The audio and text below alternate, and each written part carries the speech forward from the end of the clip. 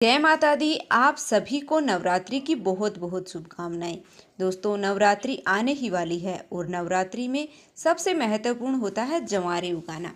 जंवारे जितने हरे भरे और घने बनते हैं उस साल उतनी ही तरक्की सुख समृद्धि घर में आती है। हरे भरे और घने जंवारे उज्जवल भविष्य का प्रतीक माना जाता है। फ्रेंड्स, जंवारे तो सभी लोग उगाते हैं, लेकिन कुछ लोग गलतियां कर देते हैं जिनके कारण उनके जंवारे अच्छे नहीं होते हैं।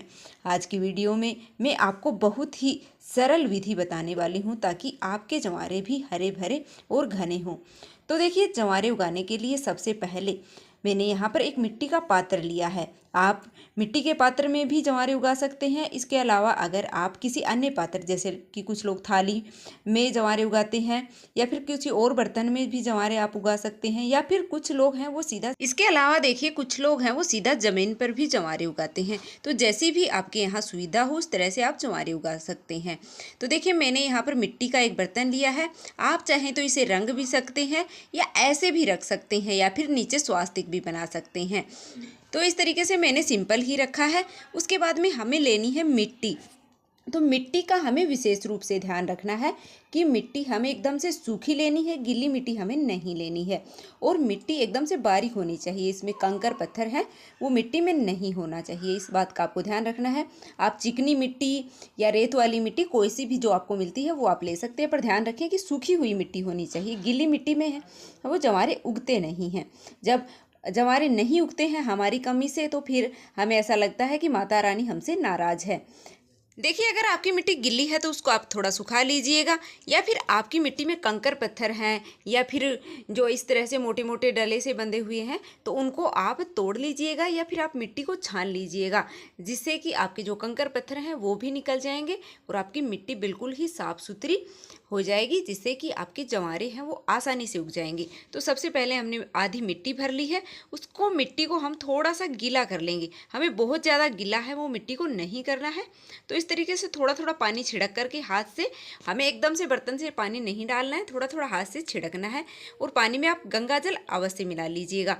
और जो बोने के लिए मैंने इनको 4-5 घंटे हैं वो पहले भिगो लिए हैं, तो आप भिगोकर भी बो सकते हैं या फिर इस तरह से सूखे जो भी आप बो सकते हैं। तो देखिए, इस तरीके से मैंने इसके ऊपर जो छिड़क दिए हैं। तो आपको मतलब जो है वो एकदम से कम भी नहीं बोने हैं और एकदम से बहुत ज़्यादा भी नहीं बोने हैं। आपको नॉर्मली है, नॉर्मल तरीके से ही मतलब जो बोने हैं। तो इस तरीके से मैंने पूरे के अंदर फैला दिया है। फिर आप चाहें तो इस तरीके से मिट्टी को थोड़ा सा हटा करके, मतलब बहुत ज़्यादा गिल्ली आपको नहीं करनी है, इस तरीके से आपको थोड़ा थोड़ा से हटा करके इनके अंदर भी आप मिक्स कर सकते हैं, या फिर आप इनको ऐसे भी ऐसे ही छोड़ करके और ऊपर से आप सूखी मिट्टी है वो डाल सकते हैं। तो इस तरीके से मैंने थोड़ा सा अंदर करके और फिर ऊपर और छिड़क दिए हैं थोड़े से, जो अब इसके ऊपर हम छिड़केंगे सूखी मिट्टी। थोड़ी सी सूखी मिट्टी हम अपने पास रख लेंगे और थोड़ी सी हल्की हल्की सी इसके ऊपर फिर से फैला देंगे। तो इस तरीके से हमारे जो हैं वो आसानी से बहुत ही जल्दी उग जाते हैं। तीसरे दिन, मतलब जब हम जो उगाते हैं, जंवारे उगाते हैं, तो तीसरे दिन ही यह जो निकलना शुरू हो जाते हैं। भिगोए हुए जो होते हैं वो जल्दी ही उगना शुरू हो जाते हैं। तो इस तरीके से हमें मिट्टी का भी ध्यान रखना है कि बहुत ज़्यादा गीली नहीं करनी है। इस तरीके से हाथ में पानी लेकर के ही हमें पानी को छिड़कना होता है।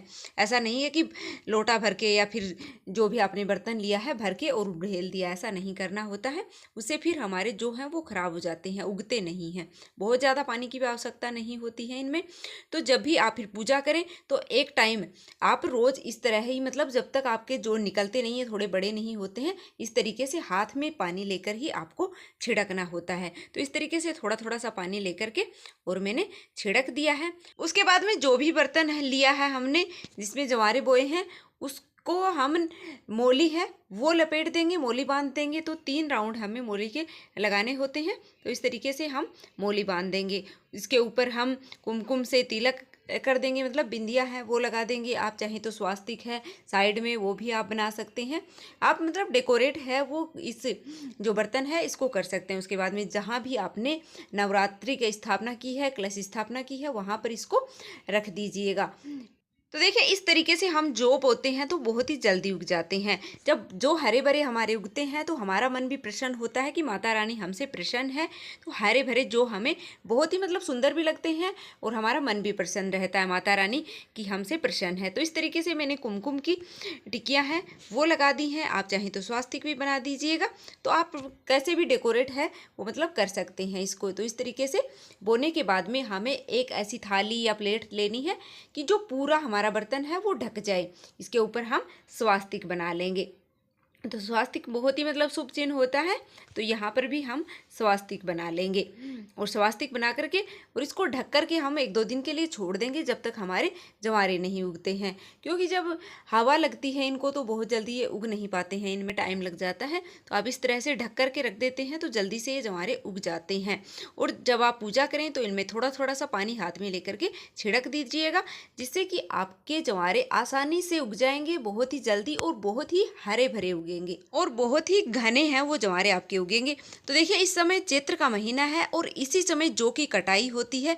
नए जौ जब निकलते हैं तो उनमें उगने में थोड़ा सा टाइम लगता है। तो इसलिए आप भिगो करके जौ बो दीजिएगा, जिससे कि आपके जौ हैं वो बहुत ही जल्द उगेंगे। वरना है उनमें टाइम लग जाता है, नए जो निकले हैं इस टाइम तो उनमें टाइम लगता है। तो इस तरीके से हम ढक करके रख देंगे।